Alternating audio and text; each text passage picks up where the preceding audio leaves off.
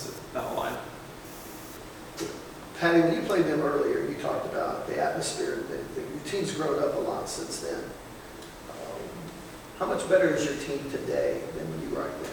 Much, much better. I think we used that weekend to learn a lot and take away from that. Ways to be better. We have executed that. They responded really well afterwards. We've been on a roll since. I think we're playing our best softball right now. Jesse.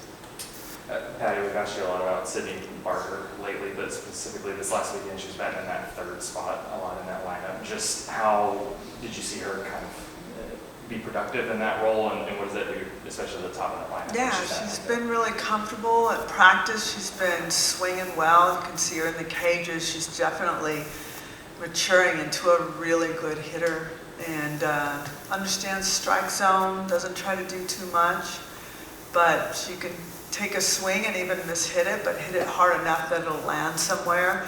And there are times she can hit it off the wall or hit it over the wall. So it's really watching her production and feeling like she's putting in maybe some extra work to get there, and we're seeing that.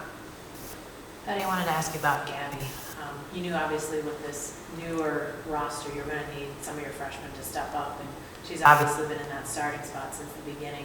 What is it about her that allowed her to have such an impact early for you guys and continue to?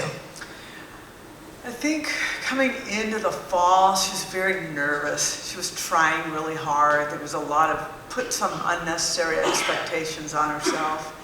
And then she finally kind of let her feet melt into the ground a bit and just loosened up. And I would never anticipate that she would have 18 home runs. I think she's leading our team with bombs right now, which is shocking to me because when I was recruiting her, she was more of a, she had a little power, but a base hit. She liked to bunt a lot.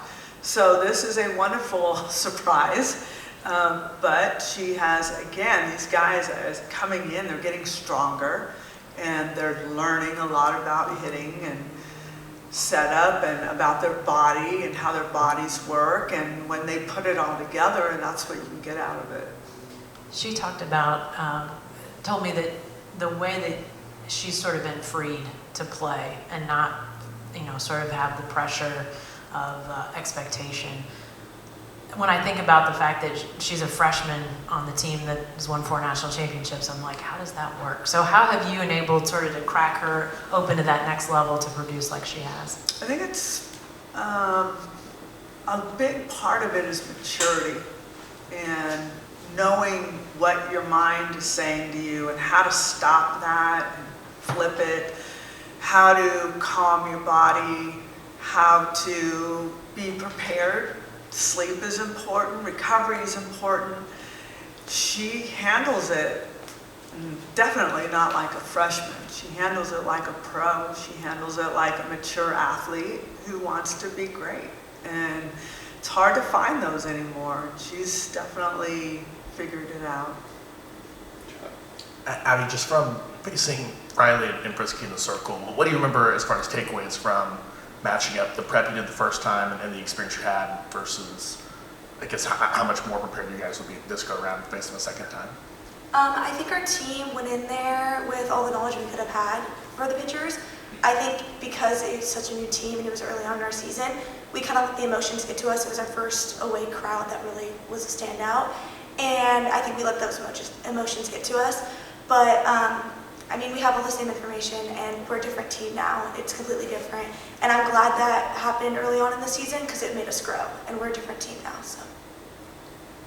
And then Abby and Nelly, just following up on that, what do you feel like you learned from that first series against Alabama, and what are some of the specific differences in this team now versus when y'all went down there, a couple months ago? I think the biggest thing that we took away from that last series was, like she said, the crowd.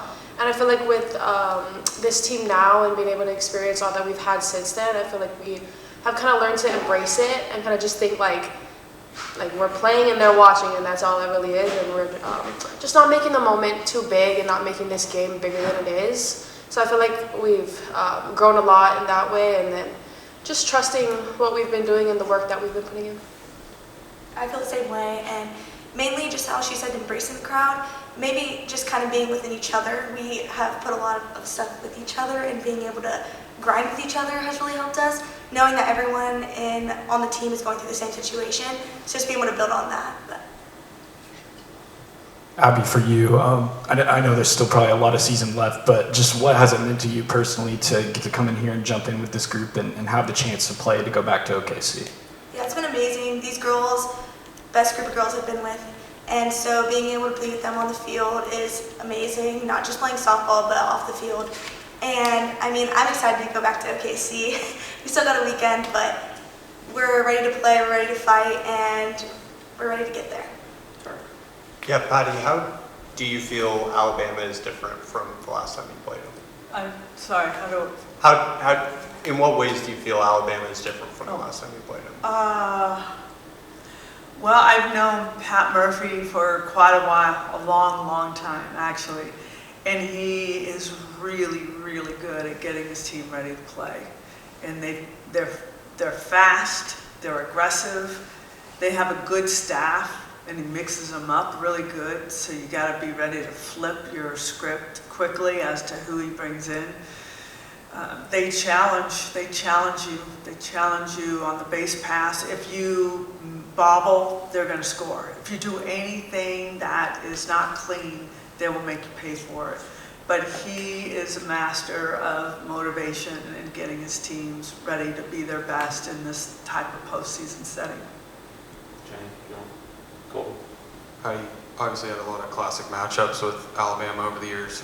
2012 Champ Series comes to mind. Patrick was obviously still there. When you think of all the battles that these two programs have and the rivalry over the years, just what comes to mind when you think about Alabama and specifically Coach Murphy? I think of big moments where either you're knocking us out or we're knocking you out. We both kind of have done that through, whether it's a Super Regional or the World Series. I mean, Shea Knighton has walked off a game that I think knocked them out. So we've had that kind of back and forth with each other. But it's two programs. They know how to fight. They're well coached. They come in and they're not going to be afraid coming in here. They're coming in for their lives, and as we are. So it's going to be a classic matchup, and it's going to be hard fought, and at the end, it's going to be a hug for Pat Murphy and vice versa, because I think we're old enough to know that we know how hard this is, and you just appreciate getting better from each other and wish the other team well. Nelly, Abby, I've got kind of a fun question for you. I think it's fun. When we see you guys get big hits this year, we've sometimes seen what I call the Karate Kid pose. I hear it might have something to do with gymnastics, though. When did that start, and what can you guys tell me about that?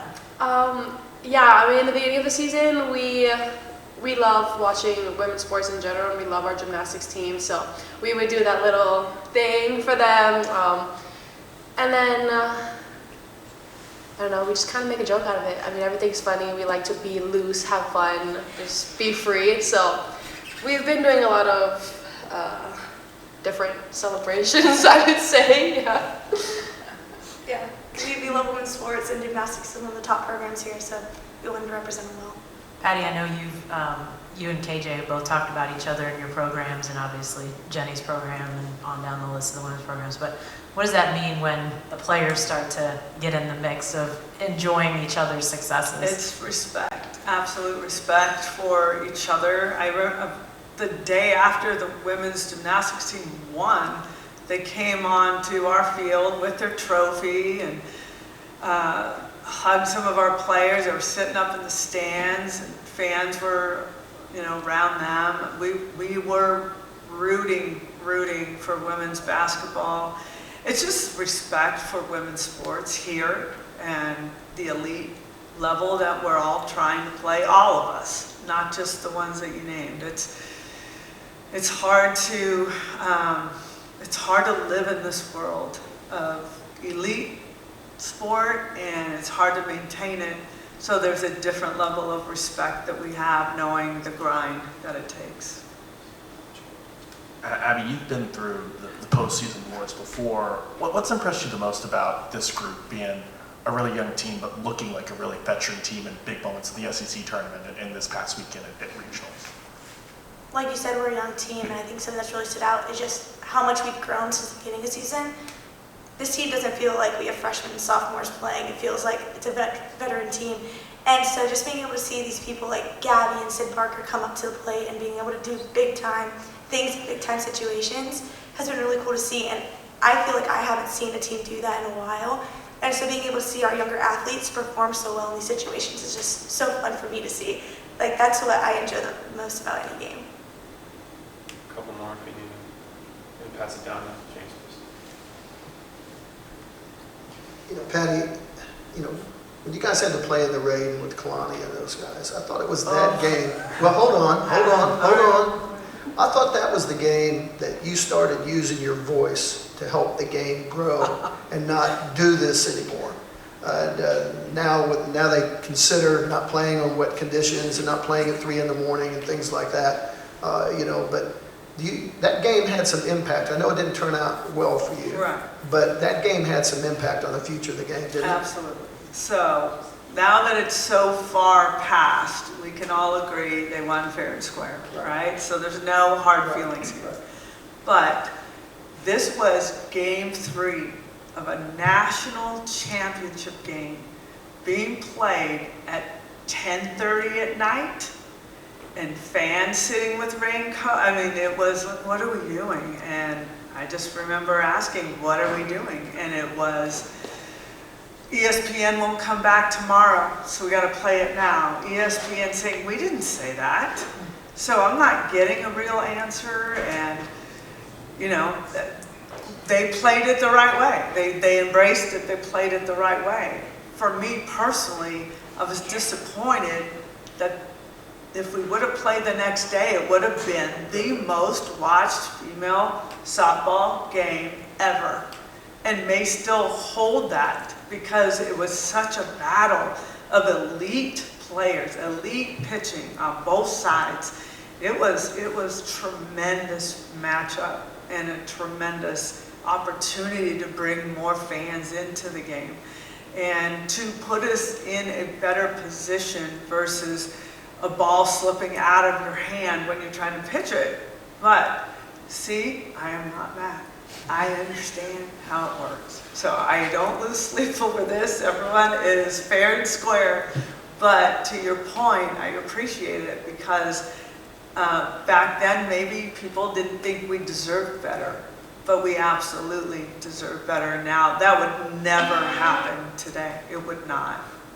It would not.